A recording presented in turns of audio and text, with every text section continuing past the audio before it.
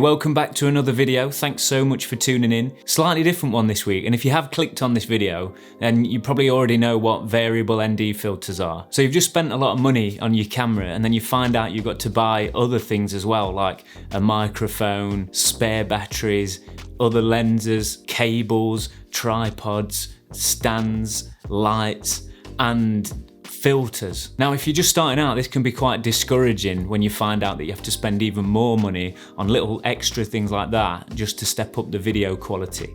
But it doesn't always have to be expensive, or does it?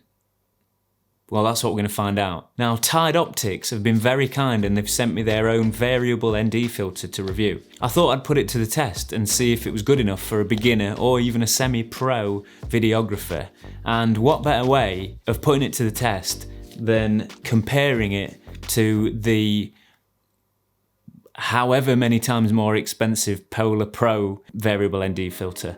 Now, you might be thinking this is a totally unfair test. However, it's good to compare these things so that you can see the quality and the difference between them, and then you can make up your own mind whether it's worth spending that extra money on the differences. I'm going to leave a link in the description below for all the products that I talk about in the video, so go and check them out if you want to have a look. Now, there's a few main things that I want to test with this filter, and they are the vignetting, because I'm using a wide lens of 15 to 35, so usually with those wide lenses you do get a little bit of vignetting anyway, but also when you put a filter on you tend to get a little bit more vignetting, so I'm going to test that.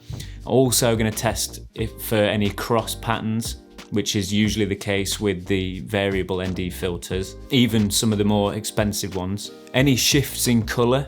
And then finally, the ease of use and the durability as well. So let's just have a look at the Tide filter to start with. Really nice packaging, and it comes in the little travel case, so that's really good. And then you've got the filter inside and a little bit of padding there, a little bit of foam padding, so it's great. You know, if you know me, you know that I like an included case, and with it being a hard case instead of a soft case, it's just that extra bit of protection, so you can put that in your bag and not worry that it's going to get squashed. And then the filter itself, nice design actually.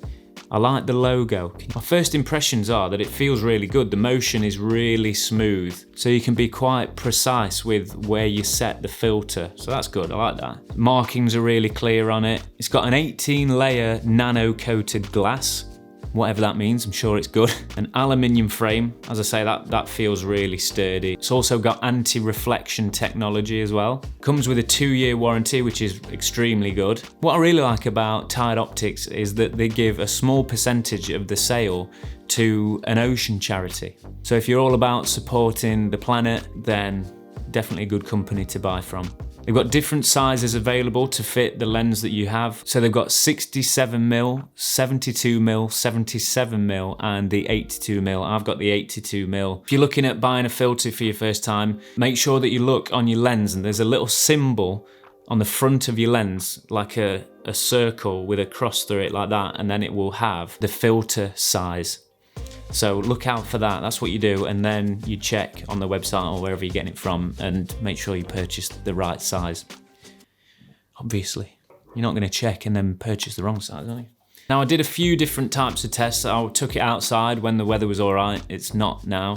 And I also did some tests inside against the wall so that you could see the vignette patterns even clearer, and any X patterns and color shifts and stuff like that. So I've done a few different tests. None of them heavily scientific though, I will add. So there's a great video on Gerald Undone's channel where he tests different types of variable ND filters and he goes into a lot of detail. But if you just want to know if these are good enough for the price, then stay and watch this video. And this filter is under £30, so it's very much a budget filter. But then I've got the Tiffin filter that I've had for quite a while now. That was over £100. I would say that I prefer the Tide filter's design over the Tiffin filter, because when you're taking off the filter for a start, you can grip it with this bit, whereas on the Tiffin filter, sometimes if your filter's on too tight, it's hard to take it off, and it's hard to grab this Tiffin filter and take it off because most of it, the majority of it, is this ring. Now the design of this filter and most filters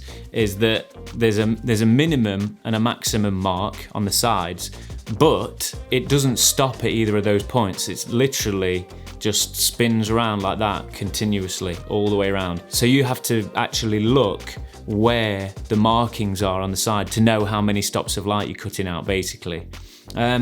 But that's been the design for a long time, until these Polar Pro models came out, which are slightly different. You've only got an angle there from minimum to maximum, and it stops at the maximum and the minimum, so you know exactly where you are. So the first thing I noticed was you've got these little markings on the side, but it's not really a true indication of how many stops of light. It's more like a scale, really. It's the same story with the measurements on the Tiffin filter as well. You've just got some dots that don't really tell you much. It just goes from minimum to maximum, so you've kind of just got to guess. Whereas on the Polar Pro filter, it tells you, and it stops either side as well. It doesn't just keep going round like these ones do continuously.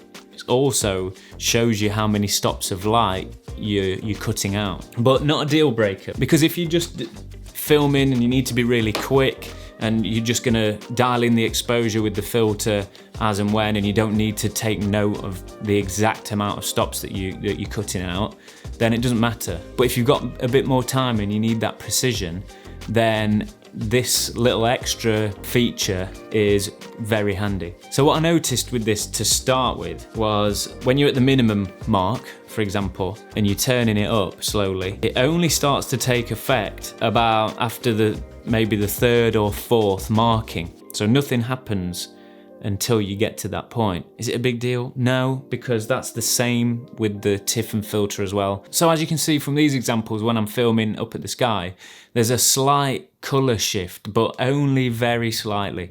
And obviously you've got to make sure that you set your white balance after you've put the filter on, because there's no point in setting the white balance without the filter, then you put the filter on and it's changed. So bonus tip, make sure you set your white balance after you've put the filter on. And as you can see in these examples as well, inside I had the light shining really brightly on me, and I put the ND filters on and tried all three. They're all pretty close. The Polar Pro is definitely more natural. There's more of the original colours in there. But the Tide, I was expecting there to be a huge colour shift, but it performed very well. So a very common issue with variable ND filters is that you get an X. When you start to get darker, you get this cross pattern from the two filters working together, and you get a dark cross in the middle of the shot. To be fair, because of the price of this filter, again, I was expecting it to happen and it to be really bad. And I will say it was about maybe around 80% on the filter. That's when the cross pattern started to appear.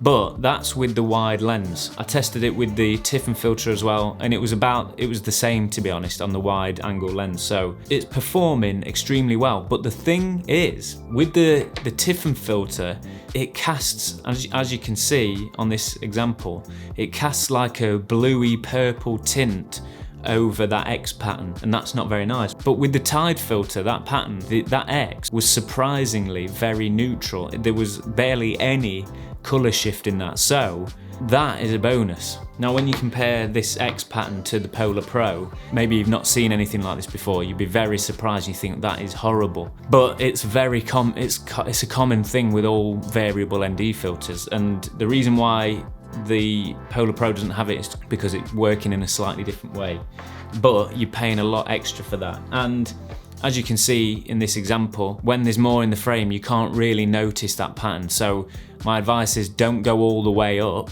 or try and stay just below the point where you're getting that cross pattern, and you're all right, really. So there is a slight vignetting with all of these, because I'm using a wide lens. I did test it at 35mm as well, so that's a lot better. When you start to stop down with the Tide filter, you can see the darkness coming in from the sides, whereas with the Polar Pro it's nice and even. So would I recommend this Tide Optics filter to a beginner or somebody on a low budget? And the answer is absolutely yes, I would, because this is under £30. The Polar Pro is £250. Now, they're on very different ends of the spectrum when it comes to price, but when you've got an in-between around the £100 mark, it doesn't get much better than this one, so I wouldn't even bother with that.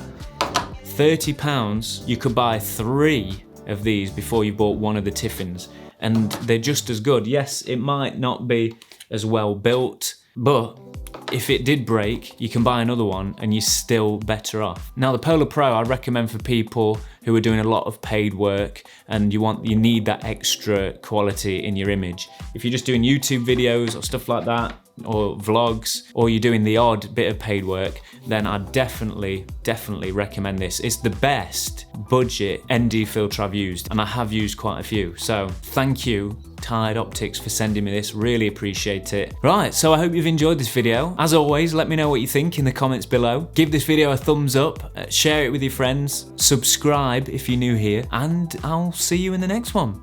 Thanks for watching, have a good week.